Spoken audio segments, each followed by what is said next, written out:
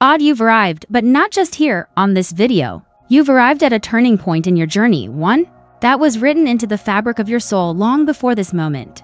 Let me say this clearly, you were meant to see this, not tomorrow, not yesterday, but now, because now is all there ever truly is. I've walked many paths, some paved with peace, others cracked with pain. I've watched the sun rise from mountaintops, and I've sat with the silence of midnight.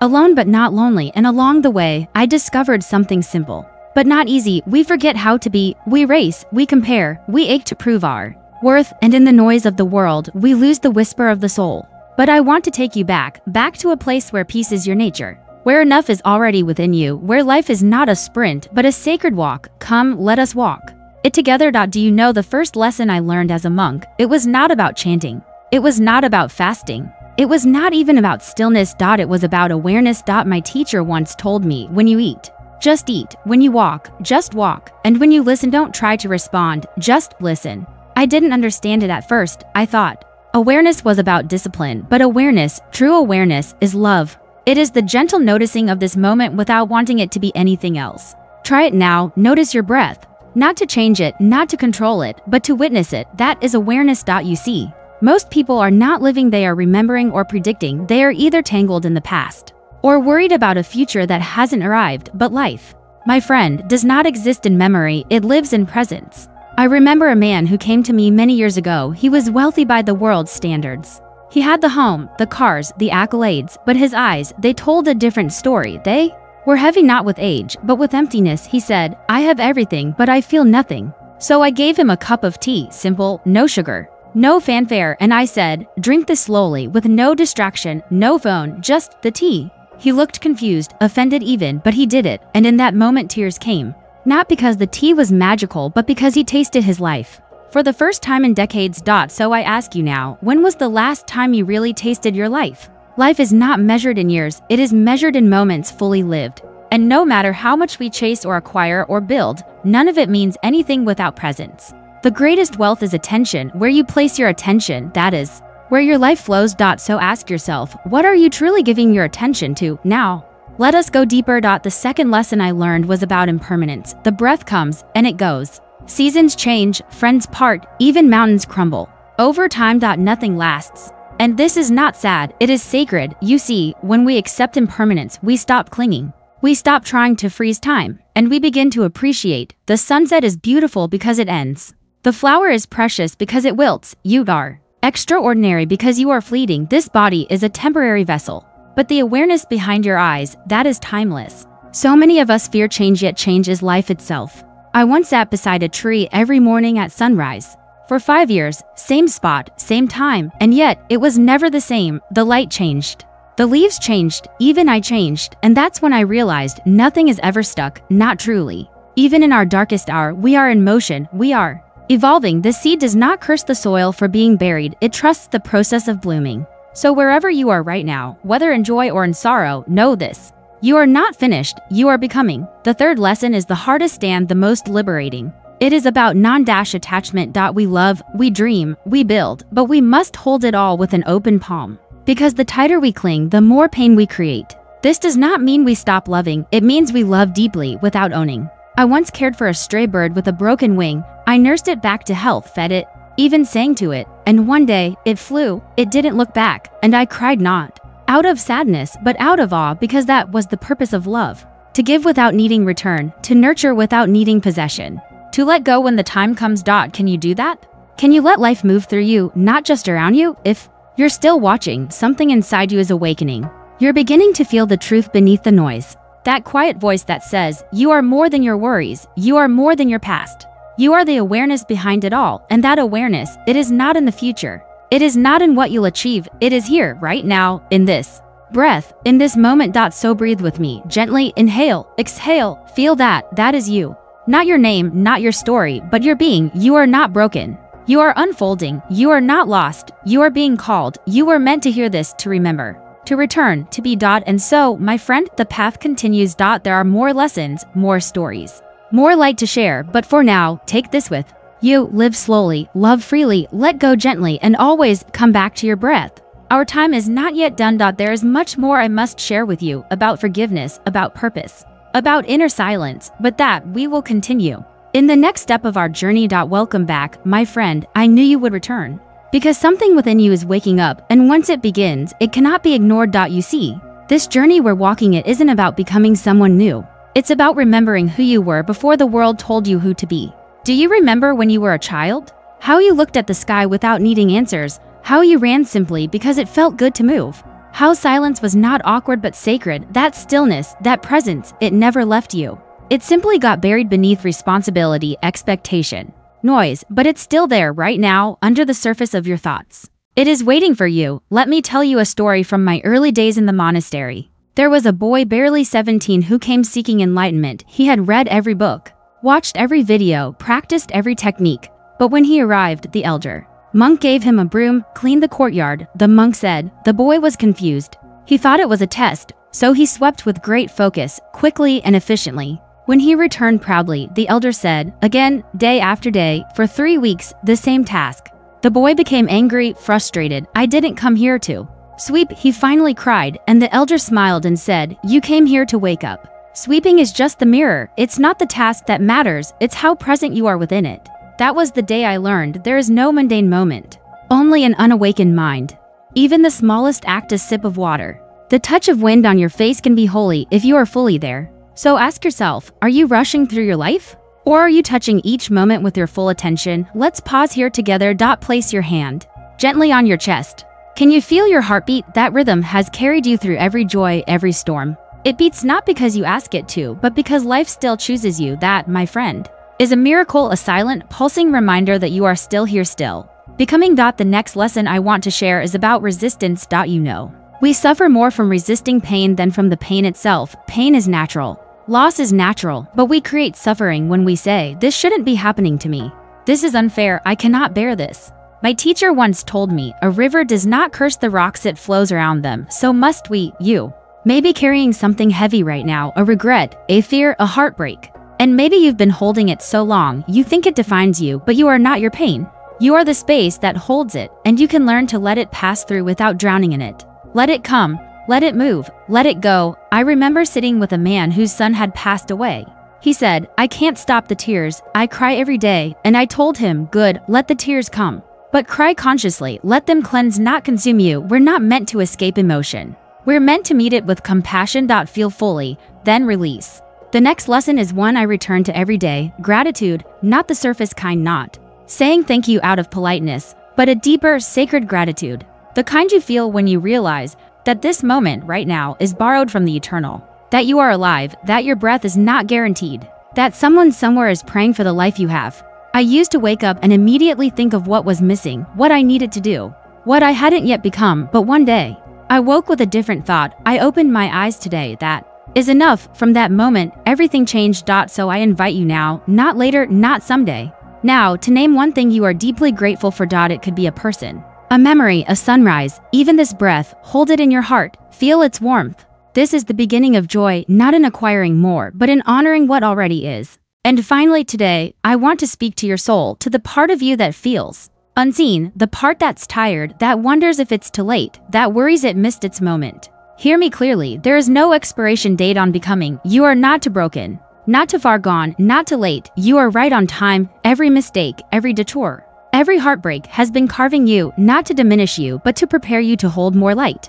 Even a cracked cup can carry water, even a shattered heart can love again. So here, in the quiet of this moment, I want you to make yourself a promise, not to change overnight, not to be perfect, but to stay awake. To return to yourself again and again, to breathe, to observe, to live not from fear, but from awareness. And if you fall asleep, wake again. If you forget, remember again. If you drift, return again. This is the practice, this is the path. You are not walking it alone. Every step you take in presence, every act done in mindfulness, every moment touched with love ripples outward into the whole world. And so, dear one, we pause here, but the journey continues. There is still much I must share with you. Stories of forgiveness, practices for inner clarity, and the secret to stillness in chaos. But that, we will explore in the next part of our sacred conversation. Until then, may your days be slower, your thoughts be gentler, and your heart remain open. You came back, and I'm not surprised. The soul always finds its way to what it needs. No matter how many times the mind forgets, we've walked through awareness. We've touched impermanence. We've loosened our grip on what no longer serves us. Now, let us talk about something even more subtle: forgiveness. Forgiveness is not something you give to others. It's something you release inside yourself. It's not about forgetting, it's about freeing.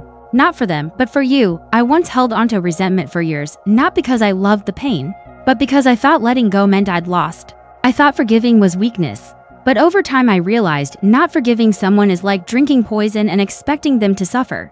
All it did was keep me trapped in a room whose key I held all along, and the first door I had to open and was the one that led to my own heart. Can I ask you something gently? Is there someone you haven't forgiven? A parent? A friend? Maybe yourself? Most people carry silent guilt. Regret for something they said or didn't say. Shame for choices made when they didn't know better. But please hear me now. You cannot punish yourself into healing. You can only love yourself. There, you were doing the best you could with what you knew then. And now that you know more, you can choose again. A student once asked me, "Master, how do I let go of guilt?" I told him, guilt is a sign your soul is awake. But clinging to it is like hugging fire. Feel it, learn from it, then lay it down. He cried, and I told him, tears are not weakness. They are sacred water washing the dust off your soul. So if you've been carrying guilt, let this moment be a gentle offering. Forgive yourself fully. Not because what happened was okay, but because you are ready to be free. Now, let's talk about purpose. Many people ask me, how do I find my purpose? And I always smile, because purpose is not something you find. It's something you remember. It's not hidden in some faraway future. It's woven into your presence. Your purpose is not one grand achievement. It's the way you touch the lives around you. It's the way you speak with kindness.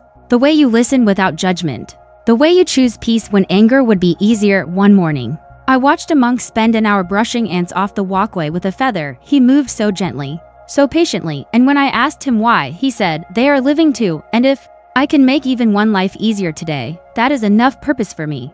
You don't need fame to live with purpose. You don't need millions watching.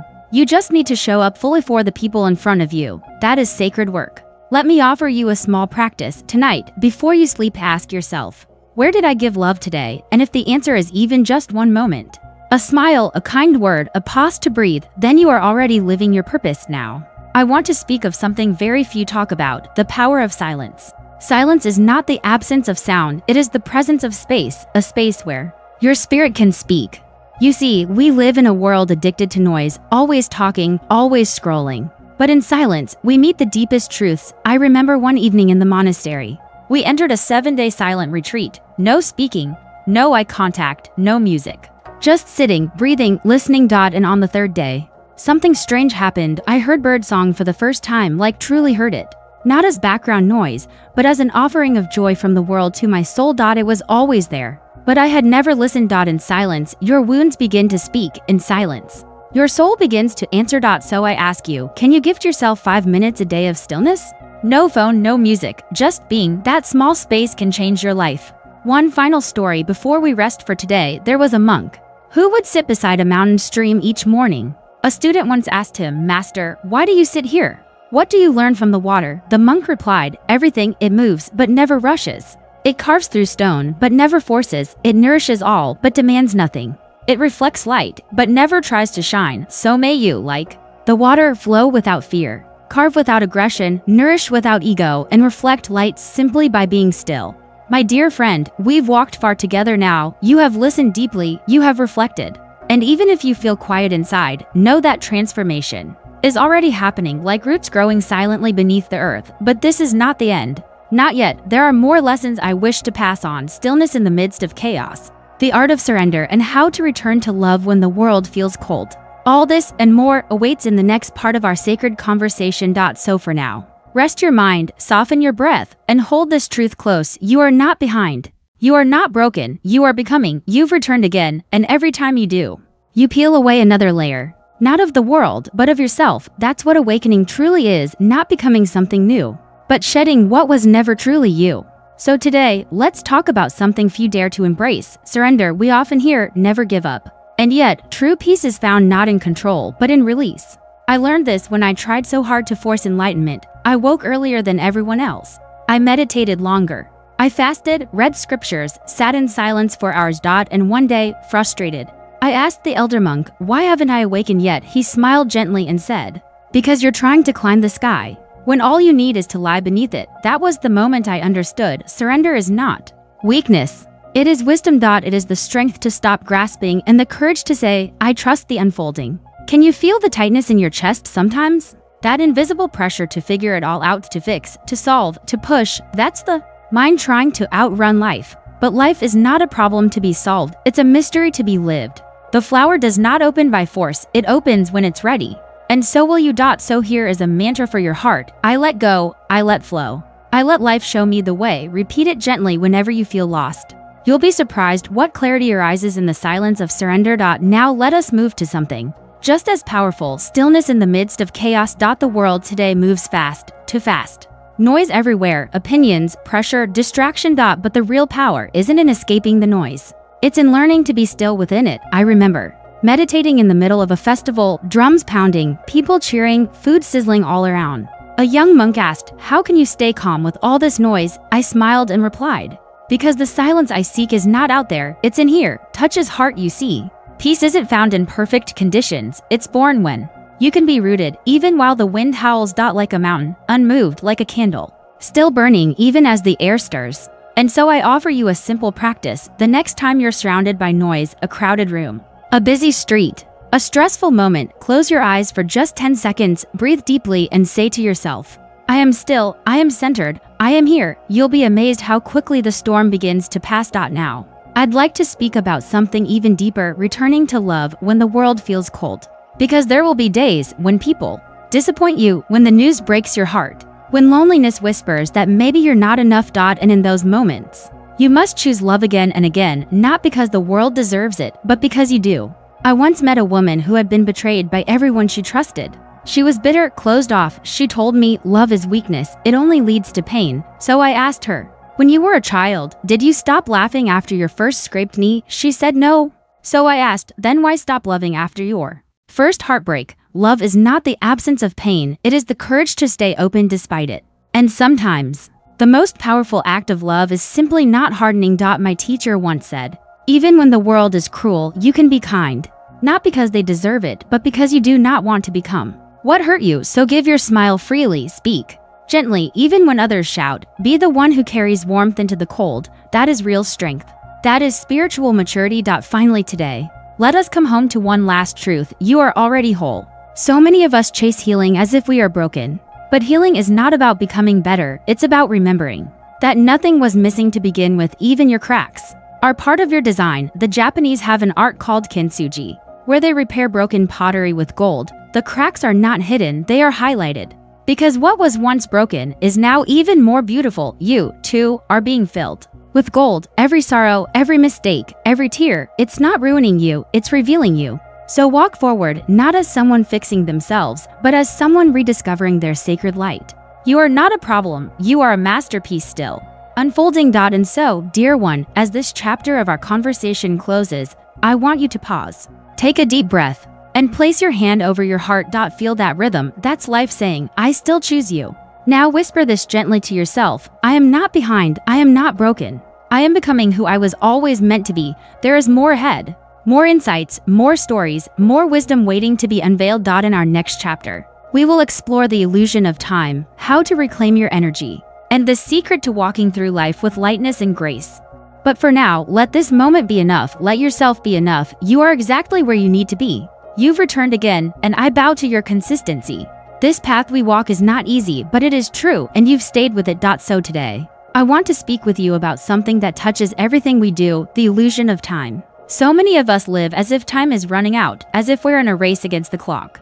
But tell me, have you ever held a moment so deeply that it felt like it lasted forever? That is the truth of time. It doesn't exist in minutes or hours. It exists in presence. I once asked my teacher, why do some days feel longer than others? He said, because on some days, you are alive, and on others, you are merely passing through. So let me ask you, when was the last time you were fully here, not rushing, not reaching, but breathing, simply being?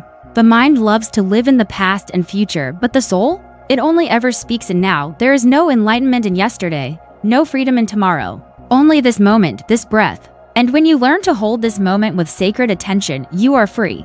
Let me offer a small practice each morning. Before reaching for your phone, place your hand on your heart and whisper, I am here. This is enough. Then move slowly. Feel the water as you wash your face. Taste your tea. Notice the sky. That is meditation. That is life. Now, let's speak of another quiet truth's energy. Not just physical energy, but spiritual energy, your attention, your presence, your essence. You see, we lose energy every day, not from doing too much, but from holding on to what weighs us down. Every grudge drains you. Every fake smile drains you. Every time you pretend to be someone you're not, you leak precious life force. But when you align with your truth, when your inner and outer life match, you become a source of radiant power. You've seen it before, haven't you? That person who walks into a room and everything softens. They're not loud, not flashy, but they are centered. Their energy says, I am at peace, and you can be too. That's the power of aligned presence. So how do you reclaim your energy? You rest, you say no, you forgive, you return to what feels real. You choose what nourishes instead of what impresses, and slowly, you stop surviving life and begin living it. Let me tell you a story. There was once a monk who was known across the region for his wisdom and joy. A traveler came and asked him, "What is your secret? How are you always so calm?" The monk smiled and said, "I only do one thing at a time." The traveler laughed. "That's it?" The monk nodded. "Yes, when I eat, I eat. When I walk, I walk. When I listen, I listen." You see, most people live many lives in one day. Thinking of work during breakfast, thinking of dinner during work, and sleep never really arriving. But when you give your whole self to a single moment, you begin to taste peace again. Finally today, let us talk about something precious: lightness. So many carry life like a heavy sack on their back, dragging their past, worrying about the future, trying to be everything for everyone. But life was never meant to be carried, it was meant to be danced with.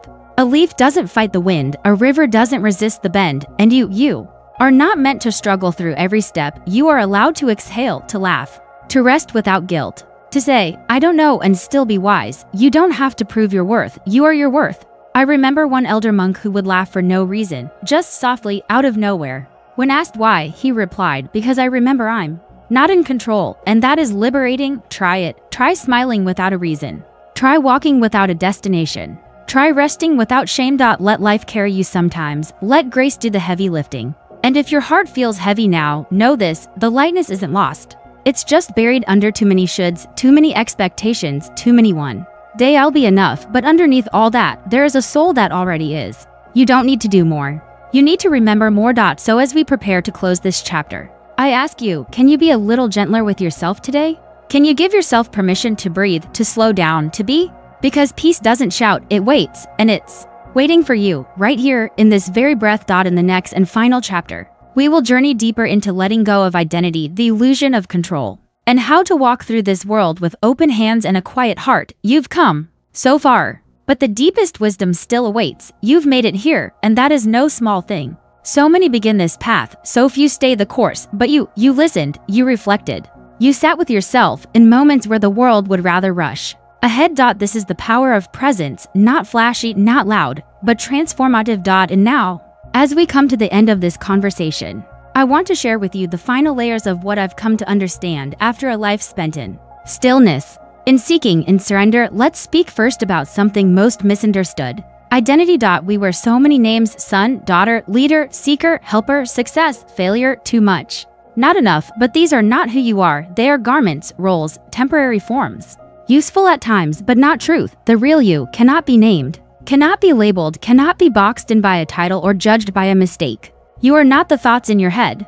You are the awareness behind them, not the clouds, but the sky. Once I sat for 3 days with nothing but silence, no name, no voice, no goal. And when I emerged, I didn't feel enlightened, I felt empty, but in the most peaceful way. I was no longer trying to be anything, I simply was. Imagine that freedom. To stop trying to be good enough, to just be. You don't have to hold your identity so tightly. You can release it and still be whole. Let your soul be spacious. Let yourself be undefinable.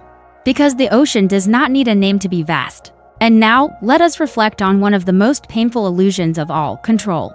We try so hard to make life bend to our will, to make people love us, to make the future behave, but life is not a machine to be controlled. It is a river, and rivers do not obey. Control is rooted in fear, but surrender is rooted in trust. And you must ask yourself, do I want a life of constant resistance, or a life of peaceful participation? My teacher used to say, let go of the oars. The river knows the way, and it's true. The more you trust, the more gracefully you'll flow. The things meant for you will always find you, but only when your hands are open to receive. And so, dear one, I invite you now to open your hands. Literally, right here, right now, unclench your fists, turn your palms upward. Let your shoulders drop, let your breath deepen. This is the posture of a peaceful soul. Not fighting, not forcing, just being. In this stillness, you will find your truest self. Not in perfection, not in performance, but in your quiet willingness to remain open. Open to the moment, open to change, open to love, open to not knowing. This is freedom. And now, as this journey comes to a close, I leave you with this final story. There was once a monk who carried a small stone everywhere he went. He never explained it. When asked, he simply said, "This stone reminds me that life is heavy when I forget to let go." One day, he placed the stone beside the path and walked on, lighter, freer, smiling like he'd remembered something sacred. Maybe you, too, have been carrying something to regret, an expectation, a story about who you should be. Place it down now. You've carried it long enough. It has served its purpose. You are not the stone, you are the space that holds it. And now, close your eyes for a moment. Feel the breath, feel the silence, feel your being soft and complete. You've made it through a conversation not with me, but with yourself. You are the teacher and the student, the question and the answer, the seeker and the sacred. So go forth gently, not to fix anything, but to remember everything. To walk slower, to listen deeper, to live softer, and above all, to return again and again to presence, because in presence, you'll find peace. And in peace, you'll remember you were never lost. Thank you for walking with me. May your path be lit by awareness. May your heart stay open in all seasons, and may your soul always remember its light. Until we meet again, breathe deeply, live gently, and come home to yourself one sacred step at a time. The conversation ends, but your journey continues.